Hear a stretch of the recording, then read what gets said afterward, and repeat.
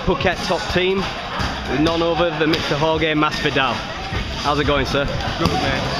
Alright, let's start off. How did you get into MMA in the first place?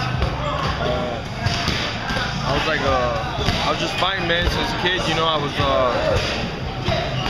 just fighting since I was a kid, man. I had no other option, really. You know, that's what I did. I didn't play ball. I didn't do none of that shit the kids were doing. You know, I wasn't into none of that. You know, I was just into scrapping, and one thing led to another, and I was in the sport before I knew it. You know, and I just loved it. You know, I always knew that I'd either box or something of that nature, or wrestle, something of a combat sport. You know. And you were known for scrapping in Miami. Yeah. You had well-publicized street fights. Tell us about them.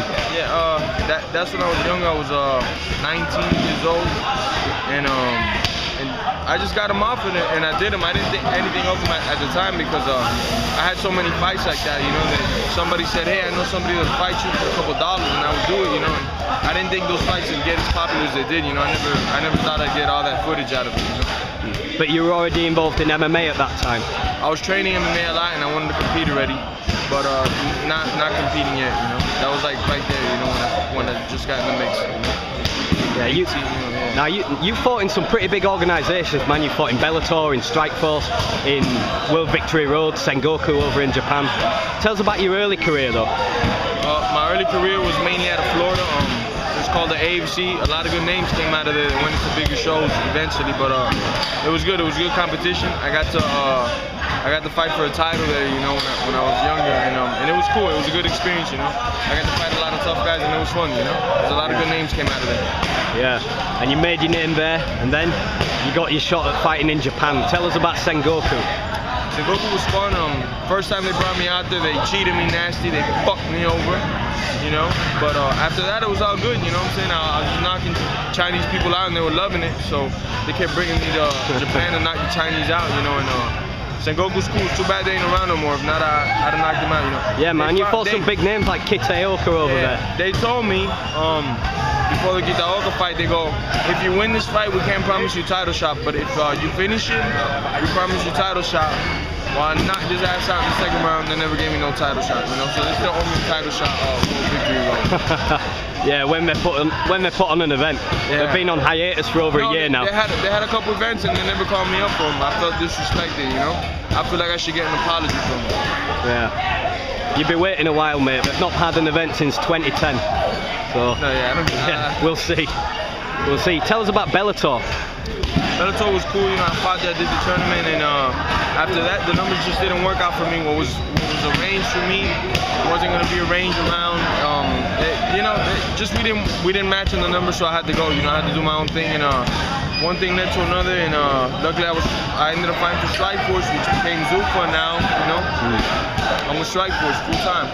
Yeah, your last opponent is pretty much the best lightweight in the entire sport, in my opinion, Gilbert Melendez, and you went the distance with him for the title. You came close, man. Tell us about that fight. You know, it's nothing but soreness, piss and vinegar in that fight. You know, I hate losing. I'm a competitor to the bone. You know, till I die, I'll be a competitor. And I don't see nothing positive in that fight. They came out as far as me because I lost. You know, I don't care if 5 rounds, 10 rounds, I lost, and that's the only thing I see. I only see black and white in them. Just want to get in good shape and get back in there and take as many fights I have to this year. 3, 4 fights, and then by next year, get the kills. Whoever has a title, fight him. That's my plan, you know. Is Melendez beatable? You get him in a rematch? Melendez is, in my account, yeah. If I fight him, I think I beat him 9 out of 10 times, and he beat me that one time, you know. But that's how I think about everything, you know. He'll have to prove me wrong, and I'm gonna go out here and just grind it out, you know. Get 3, 4, 5, 6, 7, 8, 9 fights, and then hopefully get to fight him, you know. What's the best performance of your career? I wouldn't say I haven't had it yet, you know. I just people always point to certain fights. I don't think I've ever been in my mind what I would call perfect, you know. Yeah. One performance that stands out for you is when you arguably beat Paul Daly. Bye, darling. What one performance that sticks out in my mind? Paul Daly. That's a performance that sticks out in a lot of fans' minds. A welterweight, a top 10 welterweight at the time. You're a lightweight, and you still arguably beat the guy. It sticks out in my mind because I beat him.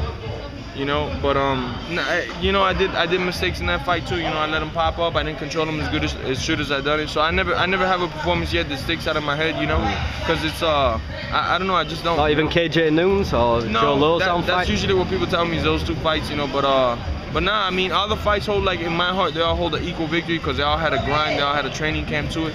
If the fight was 30 seconds or 15 minutes, they all had a tough training camp. So in my heart, they're all the same memories, you know?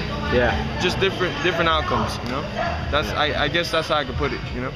Yeah. What do you think of training here in Phuket? What do you think of Phuket top team in Thailand? Phuket top team is solid. The Thais are on a real cool, mellow vibe, you know, so it's cool coming out here and just working hard. You know, they're real mellow, but they work hard when they're in there, you know, so that's cool. That's just like back home, so I fit right in, you know. But I'm going back home because I love Miami, you know. So I'll be back this soon, man. I'm always like, man, I can't wait to get out of here. As soon as I get out, I'm like, damn, I want to go back home, you know. It's the same for a lot of us, man. Yeah. So where's Mr. Masvidal go from here? Mr. Masvidal from here, he's gonna get a massage, get an Oreo milkshake. Sounds like a plan. Probably get 2 Oreo milkshakes, because this is not America, but they got the best Oreo milkshakes I ever had. I already had 3 today, and they're cheap as hell out here, so why not? I'm probably gonna get me a massage and